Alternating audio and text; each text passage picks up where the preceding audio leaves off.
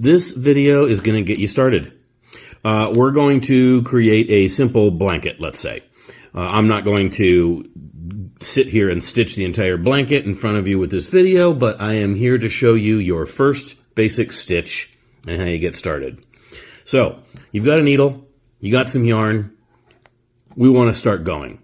The first thing you do is create what's called a chain. You need something to attach your other stitches to. And right now, all we have is a simple piece of yarn. So, we're going to try to zoom in here as best as possible. The yarn itself is not necessarily anything special. It's actually a little thinner than a normal skein of yarn, I'd say. But the color contrasts nicely against the counter, so it makes it a little bit easier to show you what's going on. Okay, so the first step, what you do to start this, is simply create a loop at the end and then tie it off. So what I'll do is I'll use my index finger and wrap the yarn around it twice, like so. And then grab the back loop, pull it over the front loop, like that, and then you do the same thing again. So once you pull that one over, you grab the back loop again, put it over the front, and this time you can put it all the way off your finger like that. And then it makes a little knot. You've got your loop in your yarn. Easy as that. This extra right here does not concern me. Make it as long or as short as you want. You can always cut it off and trim it at the very end. That's what I do. So if you snug this down, this can get tightened up. You have your loop. And you take whichever needle is comfortable for you and is applicable for the thickness of yarn that you're using. And then snug this right up against your needle. Like so. So now we've got the loop tightened up around our crochet needle. And we're ready to go. All right, now, I mentioned that this is the chain stitch. The chain stitch is the simplest stitch, and it's what you use to create the base of the project that you're doing. We're going to simply focus on flat projects, like pot holders, like blankets. We're not going to do anything special with any 3D issues like mittens or hats, anything like that. Not yet. So all we do with the chain stitch is take the long yarn that's attached to the rest of our skein over here, and you're going to get your needle comfortable in this hand, take the yarn in this hand, and I'm going to steady the other piece of yarn, the part that's hanging off here, with my other fingers, just to keep it snug against the hook. So what we do here is we come around and we take the yarn from the back. Let's try to zoom in on this. Take the yarn from the back of the needle, wrap it around like this. Now I'm not going to pull real tight or do anything because it's just going to cause it to spin around the needle. But what I am going to do is keep that looped around the needle, and I'm going to use my fingers to pull it tight against it just so I can show you what's going on here. So you've looped it around the back of the needle, and I'm turning the needle a little bit, and I'm grabbing that loop.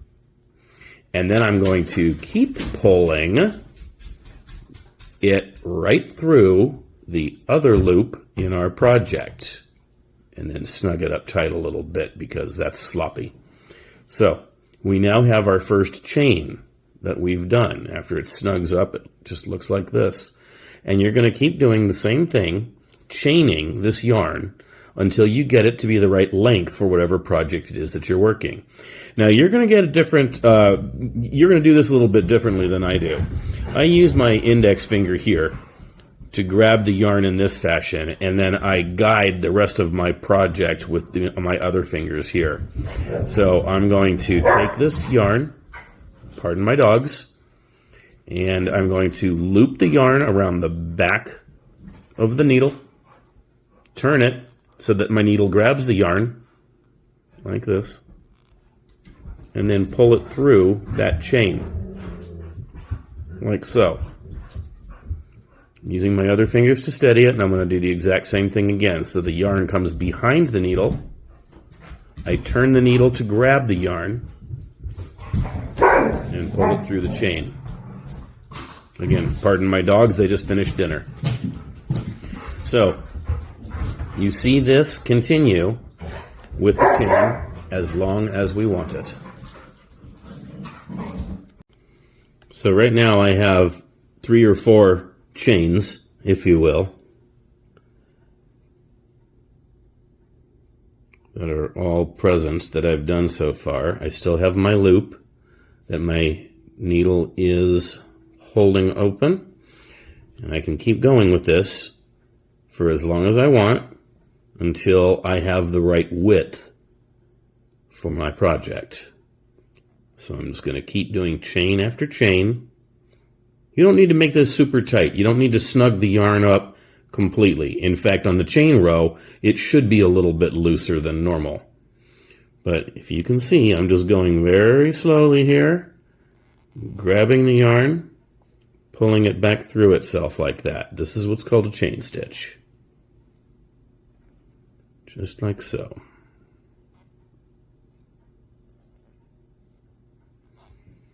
Now, when you get good, you can just do chain after chain much faster, like I'm showing here.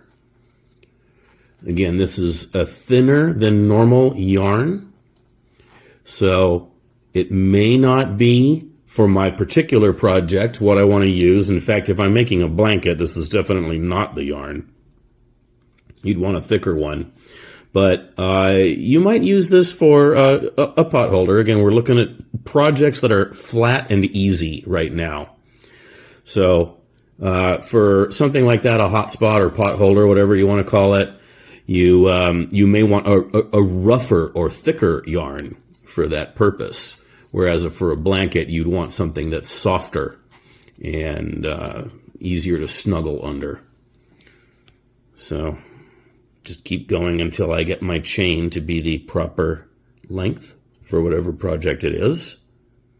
And then we deal with the other types of stitches that I'll show you in other videos. Again, this is the chain stitch. Easy peasy.